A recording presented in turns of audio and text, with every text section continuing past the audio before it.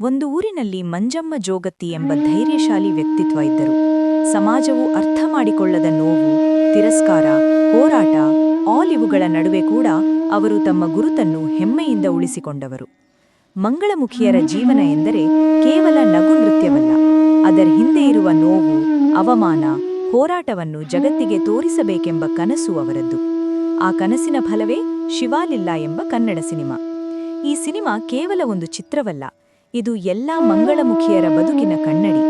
ಅವರ ಕಷ್ಟ, ಅವರ ಹೋರಾಟ, ಅವರ ಮಾನವೀಯತೆ ಎಲ್ಲವೂ ಈ ಸಿನಿಮಾದಲ್ಲಿ ಜೀವಂತವಾಗಿದೆ.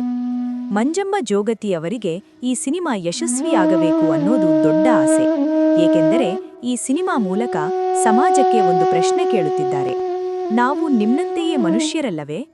ಆದ್ದರಿಂದ ಎಲ್ಲರೂ ದಯವಿಟ್ಟು ಈ ಸಿನಿಮಾವನ್ನು ಚಿತ್ರಮಂದಿರಕ್ಕೆ ಹೋಗಿ ನೋಡಿ. ನೀವು ನೋಡಿದಾಗ ಮಾತ್ರ ಮಂಗಳಮುಖಿಯರ ಬದುಕಿನ ನಿಜವಾದ ಅರ್ಥ ನಿಮಗೆ ಗೊತ್ತಾಗುತ್ತದೆ. ನಿಮಗೆ ಈ ಸಿನಿಮಾ ಖಂಡಿತ ಇಷ್ಟವಾಗುತ್ತದೆ. ಅದು ಭಾವನೆ, ಸತ್ಯ ಮತ್ತು ನೋವಿನಿಂದ ಬಂದ ಕಥೆ.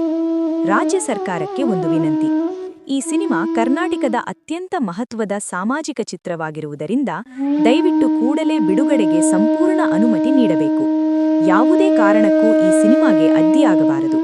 ಚಿತ್ರಮಂದಿರ ಮಾಲೀಕರು, ವಿತರಕರು ಮತ್ತು ನಾಯಕರು, ಜಮೀರ್ ಅಹ್ಮದ್ ಅವರು ಸೇರಿದಂತೆ ಎಲ್ಲಾ ನಲಪಾಡುವವರು ಈ ಸಿನಿಮಾಗೆ ಹೆಚ್ಚಿನ ಒಲವು ತೋರಬೇಕು.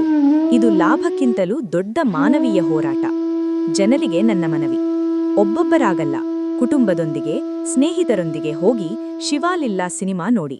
ಈ ಸಿನಿಮಾ ನೋಡಿದ ಮೇಲೆ ನಿಮ್ಮ ಮನಸ್ಸು ಬದಲಾಗುತ್ತದೆ. ಮಂಜಮ್ಮ ಜೋಗತಿ ಅವರ ಕನಸು ನನಸಾಗಲಿ, ಈ ಸಿನಿಮಾ ದೊಡ್ಡ ಯಶಸ್ಸು ಕಾಣಲಿ. ನೀವು ಹೋಗಿ ನೋಡಿ, ಇನ್ನೊಬ್ಬರಿಗೂ ಹೇಳಿ.